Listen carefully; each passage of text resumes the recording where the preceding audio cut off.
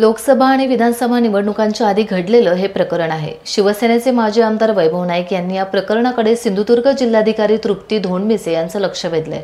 त्यांच्यासमोर 92 विद्यार्थ्यांना जर्मनीत नोकरी लावण्याचं गौडबंगाल उघड केलंय। जर्मनीला नोकरी देतो असे सांगून युवकांची घोर फसवणूक केली असल्याचा आरोप ठाकरे सेनेचे माजी आमदार वैभव नाईक यांनी पत्रकारांशी बोलताना केलाय। माजी आमदार वैभव नाईक यांनी पत्रकारांशी बोलताना सांगितले की सिंधुदुर्गातील तरुणांना जर्मनीमध्ये रोजगार मिळणार म्हणून राजकीय नेत्यांनी लोकनियुक्त असताना घोषणा केली होती। त्या घोषणेप्रमाणे 92 तरुणांना जे डिप्लोमा इंजिनियर डिग्री झालेले आहेत अशा अभियंत्यांना, काही ITI झालेल्यांना तसेच नर्सिंग झालेल्या अशा 92 तरुणांना जर्मनीतील नोकरीची ऑफर लेटर देण्यात आली। याचा कार्यक्रम ऑक्टोबरमध्ये वृत्तपत्रात जाहीर करण्यात आला होता।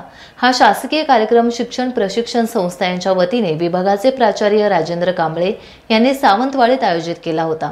तरुणांनी नोकऱ्या सोडल्या त्यानंतर या विद्यार्थ्यांची गेली वर्षभर हेळसांड सुरू आहे। आमचे इतकेच म्हणणे आहे की त्यांना जर्मनीला पाठवा, यात राजकारण नको, अशी मागणी माजी आमदार वैभव नाईक यांनी केली आहे।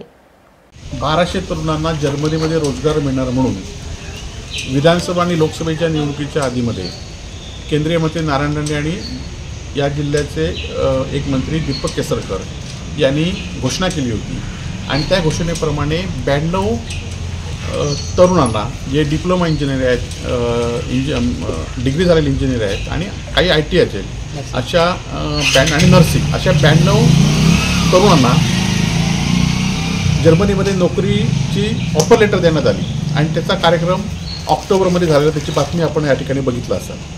आणि हा कार्यक्रम शासनाच्या योजनेमार्फत म्हणजे त्या योजनेमार्फत या उद्घाटन होतं, त्यामुळे देशाचे पंतप्रधान नरेंद्र साहेब मोदी आणि एकनाथ शिंदे साहेब यांचा फोटो होता आणि हा कार्यक्रम शासकीय कार्यक्रम इथल्या डाएट म्हणजे प्रशिक्षण संस्था आहे शासनाची आणि त्याचे या विभागाचे प्राचार्य राजेंद्र कांबळे यांनी हा कार्यक्रम सावंतवाडी येथे आयोजित केला होता आणि त्यानंतर या विद्यार्थ्यांचे गेले वर्षभर हेळसांड होते आहे। खरं तर वर्षभरापूर्वी हे 92 विद्यार्थी आज जवळजवळ 30-40 विद्यार्थ्यांना घेऊन आम्ही सतीश सावंत आणि मी जिल्हाधिकाऱ्यांकडे गेलो होतो आणि यापैकी 92 विद्यार्थ्यांनी आपली नोकरी होती ती नोकरी सोडून, म्हणजे कोण ग्रॅज्युएट इंजिनियर डिग्री झालेले होते, कोण डिप्लोमा झालेले होते कोल्हापूरला, मुंबईला किंवा इथे स्थानिक भागात नोकरीला होते आणि ते गेले वर्षभर विना नोकरी वापरून या ठिकाणी या फसव्या योजनेमुळे आज खितपत पडलेले आहेत। तर आम्ही यामध्ये कुठलंही राजकारण आणणार नाही, परंतु निवडणुकीपुरते लोकांना हे जर्मनीत पाठवणार म्हणून आश्वासन तुम्ही दिलात राणे आणि केसरकरांनी, परंतु आज त्या विद्यार्थ्यांना खरं तर त्या विद्यार्थ्यांना सुद्धा आज पुन्हा आपण एकदा बोलवा, कारण ते 2-3दा आपल्याला भेटायला आले तर त्यावेळी त्यांना नाकारलं, परंतु अजूनही वेळ गेली नाही। तुम्ही या जिल्ह्यातल्या विद्यार्थ्यांना काय अडचणी असतील त्या दूर करून त्यांना जर्मनीला पाठवा एवढीच आमची अपेक्षा आहे। त्याच्यापेक्षा हा कोऑर्डिनेटर म्हणून एक माणूस नेमला होता। हा कोऑर्डिनेटर बांधा ते चांदा योजनेमध्ये वारंवार हस्तक्षेप करत होता, ओंकार तलवडे म्हणून आणि कलवडे म्हणून, आणि ह्या ओंकार कलवडेने त्यावेळी जर्मनीची ऑफर लेटर, या सगळ्या 92 विद्यार्थ्यांकडे ऑफर लेटर आहेत, परंतु ती ऑफर लेटर बोगस आहे। म्हणजे शासनाची योजना आणि त्या योजनेमध्ये ओंकार कलवडेच्या शासनाची बोगस योजना, बोगस ऑफर लेटर जर्मनीची दिलेली आहे। किती फसवणूक ती बघा। आणि त्याच ओंकार कलवडेला बांधा ते चांदा जी योजना सिंधुरत्न म्हणून झाली, त्या योजनेचं 15 कोटीचं काम मला इंजिनियर हाच फ्रॉड माणूस या ठिकाणी नेमलेला आहे।